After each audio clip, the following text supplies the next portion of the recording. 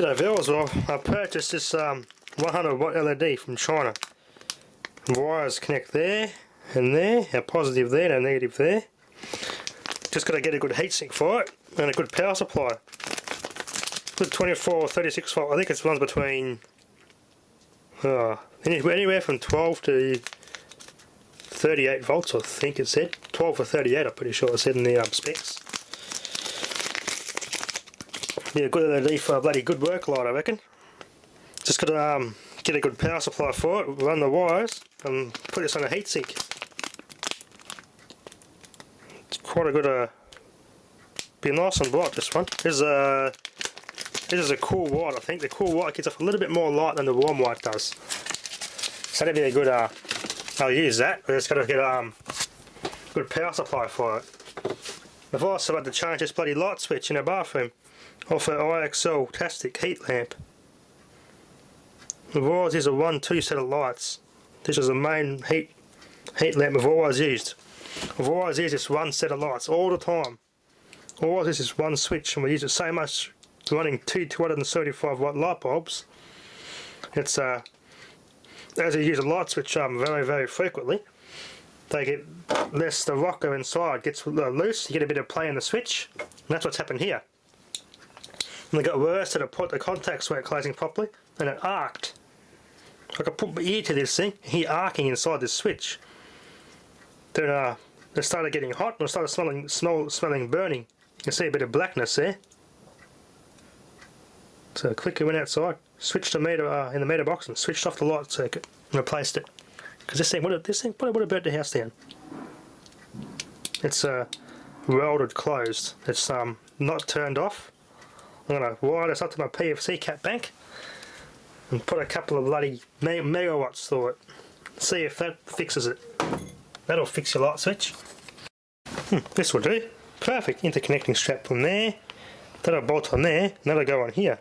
In there. Because these clamps came off that Lincoln welder. You don't actually need the battery to excite the coils or start it up with the generator. It's easy enough to start with the pull rope, and sure enough it works quite well without needing to be flashed all the time. So it'll be right, yeah? I'll get these good washers and some salt and vinegar mixture to help etch off that bloody corrosion. I need one, I've got to get some more of these though. I need to buy a bunch of these for this sort of thing. So I'm just using my little bloody alligator clips all the time. And that'll work quite well. Have you all just got back to my neighbour's place? Got some goodies. His old car battery, an old supercharge. I doubt I'll get much out of it, but we'll see what happens.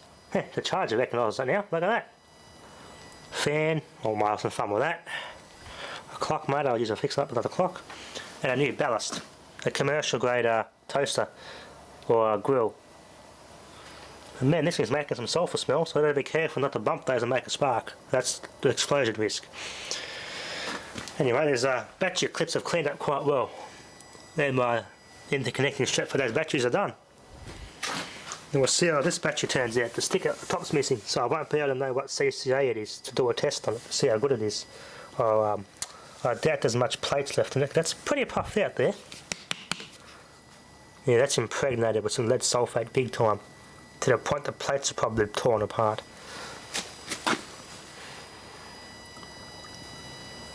We'll see what happens so I can snap this top bit off, like I did that one, flush the acid out, and do an alum conversion on it. Yep, they're all proudly Philippine made. Hopefully I can proudly repair it. Supercharged gold. This one's a silver. 24 months. Quality, this is a 36 month quality. Silver expanded calcium and expanded plates. The date code 16th for the 11th 2008. This one is 4th for the 12th 2008. There are two different types. You had this one, and you had the maintenance fee of the supercharge at the time. Look at these mouldings 1, 2, 3, 4, 5, 6. I can draw these out. And then it'll be it. I can get to the cells that way. Yeah, on the out of those ones out of the actual holes there in the cells. If I can draw those out, then find some plugs later, do the conversion that way without having to rip that whole top bit off. Because it's pretty hard to sell it back up again once I do that. I'll have to find some, yeah, I'll get some caps made up for it. Make some caps. This will be a new Allen battery. But damn, is it impregnated. It's going to have another battery baby. That's impregnated the buggery. Hopefully the plates aren't too far gone.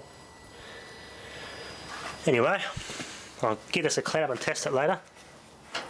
There's nothing wrong with it, but I just never used it. Haven't got any use for it anymore. It's been sitting in the garage. I'll give it a clean up and I'll probably use that. Even as a ballast. Quite nice and handy. Anyway, that'll be enough for now. Thanks a lot.